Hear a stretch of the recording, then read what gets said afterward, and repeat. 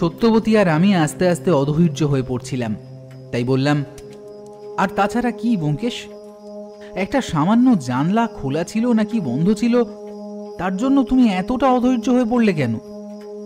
আমার মনে হয় জানলা খোলা কিংবা বন্ধ থাকার সাথে এই কেসে খুনির একটা সম্পর্ক রয়েছে। কারণ খোলা জানলা দিয়ে অনিরুদ্ধবাবু সেই খুনিকে দেখতে পেয়েছিল। এইবার যদি গজপতি বাবু কখনো এসে এই জানলাটা না খোলেন, তাহলে সেই জানলাটা কে খুলেছিল? খুনি। কিন্তু সেই ঘরের মধ্যে এসে জানলা খোলার মতো সময় যদি পায়, তার মানে খুনটা আগেই করা হয়েছিল। তাহলে অনিরুদ্ধবাবু এই ব্যাপারগুলো দেখলেন কি করে? আমার তো সেটাই মনে হচ্ছে। তুমি ঠিকই বলেছ, তবে তখনও পর্যন্ত আমরা ব্যাপারটাকে সেভাবে ভাবিনি। আমরা ভেবে চলেছিলাম হয়তো গজপতিবাবু মনের ভুলে বা কোনো একটা কারণে জানলা খুলে রেখেছিলেন। একা ঘরের মধ্যে রয়েছেন, তাই জানলা খুলে রেখেছেন আলো বাতাস আসার জন্য। আর সেই সময় অনিরুদ্ধবাবু ব্যাপারটা দেখতে পারেন। কিন্তু এরপরই আরো একটা কথা মনে পড়ে যাওয়ায় প্রথমবারের মতো সন্দেহটা আমাদের মাথায় এলো। বিশেষ করে হয়তো আমার মাথাতেই এসেছিল, তাই বললাম, আচ্ছা, গজপতিবাবুর বাড়ির বাইরে বেরিয়ে পালানোর মতো কোনো রাস্তা কিন্তু অন্যদিকে নেই।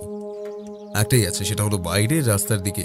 তাই অনিরুদ্ধবাবু যদি খুনটা দেখতে পাওয়ার সামান্য সময় পরেও বাড়ি থেকে বেরোন, তাহলেও কিন্তু ক্ষণিকের জন্য রাস্তায় খুনিকে দেখতে পাওয়ার কথা বলছো রাখাল।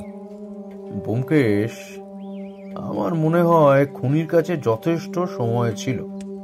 কারণ সে গজপতিবাবুর মাথায় আঘাত করে তাকে খুন করে তার মৃতদেহ ঘরের মধ্যে শুইয়ে রেখেছিল, এবং তারপর তাকে খুন করার মার্ডার ওয়েপন, এমনকি ঘর থেকে যে একটা দামি জিনিসপত্র নিয়ে যায়, সেটা আমাদের নিবারণ থানাতেই জানিয়েছে। কারণ সে তার আগেই বাড়িতে এসে ব্যাপারটা দেখে নিয়েছিল।